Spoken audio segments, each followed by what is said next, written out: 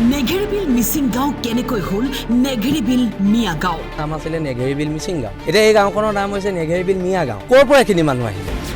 গোলাঘাটৰ দৰে ঐতিহাসিক ঠাইত বাংলাদেশীৰ আধিপত্য কেনেকৈ হ'ল? প্ৰশ্নটো তাত ইয়াত খিলঞ্জীয়া ভূমিপুত্ৰ মিচিং মানুহখিনিৰ কোনো ধৰণৰ অধিকাৰ নাই। এই অঞ্চলত তেওঁলোকৰ আধিপত্য শেষ হ'ল। এই মানুহবোৰ আহিছে ক'ৰ পৰা? আমাৰ মাটিবাৰী সকলো সন্দেহযুক্ত মানুহে দখল কৰিছে। মিচিং মানুহৰ অস্তিত্ব শেষ কৰিবলৈ বাংলাদেশী মানুহখিনিয়ে চেষ্টা কৰি আছে। ইয়াৰ বিৰুদ্ধে প্ৰতিবাদ হ'ব। মেৰাপানীৰ নেঘেৰিবিলত উপস্থিত হৈ বীৰলাচিত সেনাৰ নেতা শৃংখল চলিহাৰ হুংকাৰ। চৰকাৰে অবৈধ প্ৰব্ৰজনকাৰীক উচ্ছেদ নকৰিলে বীৰলাচিত সেনাই চলাব উচ্ছেদ।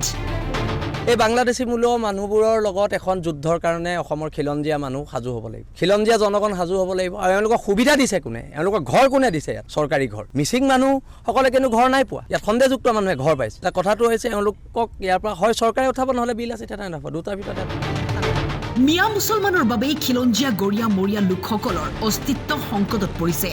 শৃংখল চলিহাই অহা 7 দিনৰ ভিতৰত নেঘেৰিবিলৰ সন্দেহজনক লোকক উচ্ছেদ কৰিবলৈ চৰকাৰক দাবী জনায়। আজি অসমত গৰীয়া মৰীয়া মানুহখিনিৰ অস্তিত্ব নাই বাংলাদেশী আগ্ৰাসনত। আজি আমাৰ খিলঞ্জীয়া মিচিং মানুহৰ বাংলাদেশী আগ্ৰাসনত ইয়াত অস্তিত্ব নোহোৱা হৈছে। গোলাঘাটৰ নিচিনা ঐতিহাসিক জেগাত শ শ্বহীদ হোৱা জেগাত বাংলাদেশী খেদিবলৈ ইমান ল'ৰাই গোলাঘাট জিলাৰ পৰা শ্বহীদ হৈছে, আৰু সেই জিলাত বাংলাদেশীৰ আধিপত্য কাৰ পৃষ্ঠপোষকতাত হৈছে? প্ৰশ্নবোৰ তাত। যদি ৰাজনৈতিক পৃষ্ঠপোষকতাত হৈছে, এনেকুৱা ৰাজনীতি উফৰাই পেলোৱা। এই ঐতিহাসিক জেগাডোখৰত খিলঞ্জীয়া মানুহৰ দপদপনি নাই। চবফালে তামোল গছ ৰুই চুপাৰী কাৰবাৰ কৰি ইয়াত আমাৰ মানুহখিনিক, ইয়াত মিচিং মানুহৰ অস্তিত্ব শেষ কৰিবলৈ এই বাংলাদেশী মূলৰ মানুহখিনিয়ে চেষ্টা কৰি আছে অহৰহ। আৰু ইয়াৰ বিৰুদ্ধেতো প্ৰতিবাদ হ'ব। দেশৰ মানুহে গঢ়ি পিটি ল'ব জালে হেংদাং ঢাল তৰোৱাৰ। গোলাঘাটৰ পৰা ৰাজীৱ কৰ্মকাৰৰ ৰিপৰ্ট, টাইম 8।